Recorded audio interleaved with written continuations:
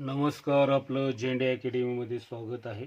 आज आपण इयत्ता 10वी गणित भाग 2 प्रकरण आहे वर्तुळ, यामधील काही महत्त्वाचे प्रमेय बघणार आहोत. दोन जीवांच्या बाह्य छेदांचे प्रमेय. प्रमेय आहे एकाच वर्तुळाच्या ए बी आणि सी डी या जीवांना सामावणाऱ्या वृत्तछेदिका परस्परांना वर्तुळाच्या बाह्य भागातील बिंदू ई मध्ये छेदत असतील तर एई गुणिले ईबी बरोबर सी गुणिले ईडी हे सिद्ध करा. आता ह्या सिद्धतेसाठी आपण इथे आकृती काढूया. या आकृतीवरून आपण पक्ष लिहूया.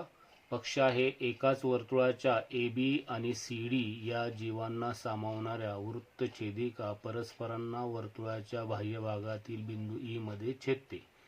तर साध्य आहे आपलं एई गुणिले ईबी बरोबर सी गुणिले ईडी. तर इथे रचना करायची आहे. ही रचना केलेली आहे. तर रेख एडी आणि रेख बी सी काढली. आता हे सिद्ध करण्यासाठी इथे आपल्याला ए बी ही एक जीवा आहे आणि सी डी ही एक जीवा आहे. ह्या बाहेर जाऊन ई ह्या बिंदूमध्ये छेदतात. तर आपल्याला सिद्ध करायचं आहे एई म्हणजे पूर्ण भाग बाहेरपर्यंतचा गुणिले बाहेरचा भाग बी, त्यानंतर सी गुणिले बाहेरचा भाग, ह्या दोघांचा गुणाकार जो आहे तो एक बरोबर दाखवायचा आहे.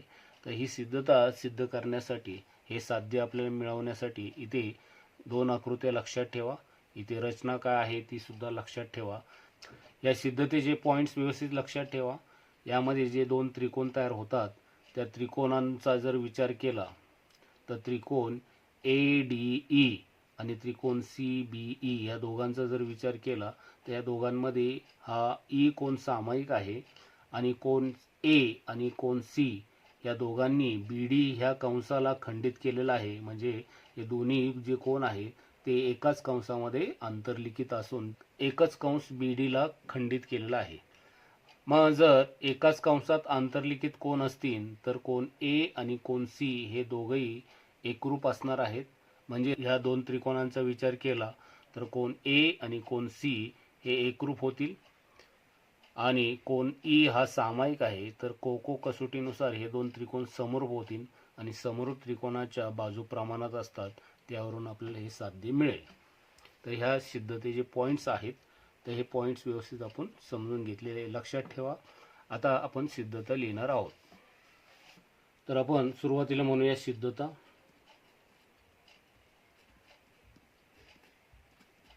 या सिद्धतेमध्ये त्रिकोण ए डी ई आणि त्रिकोण सीई बी मध्ये या दोन त्रिकोणांचा जर विचार केला तर दोघांमध्ये एक कोण सामायिक आहे, कोणता ई कोण. तर कोण ए ई डी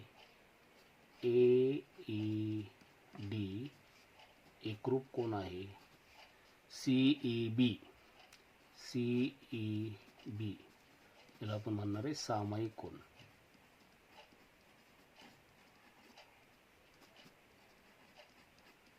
दोघांमध्ये तो येतो. आता एकाच कंसात अंतर्लिखित जे कोण आहेत ते कोण आपल्याला घ्यायचे आहेत. तर कोण ई ए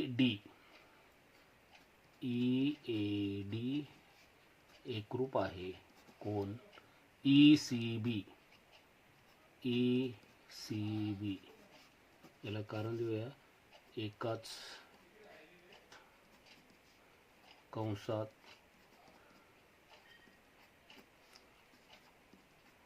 अंतर्लिखित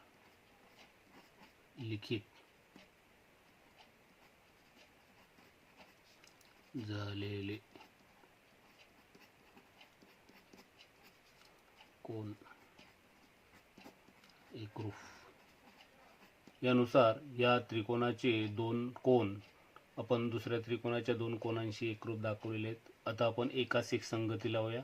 या चिन्हाकडून सामायिक कोणाकडून असं जाऊया.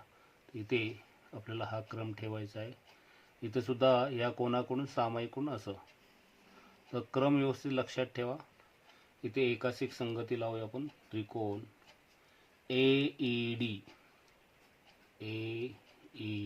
डी समरूप आहे त्रिकोण CEB. CEB. आता इथे दोनच कोण आपण एकरूप दाखवलेले, तर इथं म्हणूया को समरूप कसोटी. आता जर दोन त्रिकोण समरूप असतील तर समरूप त्रिकोणाच्या संगत बाजू प्रमाणात असणार. तर इथे प्रमाण लिहिताना AE पहिलं दोन अक्षर, त्यानंतर इथं CE पहिली दोन अक्षर,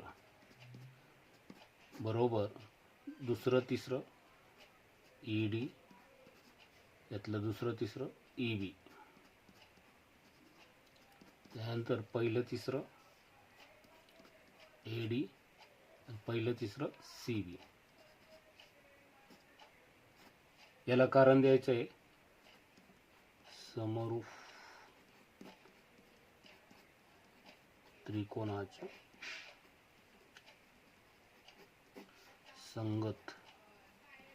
संगत बाजू प्रमाणात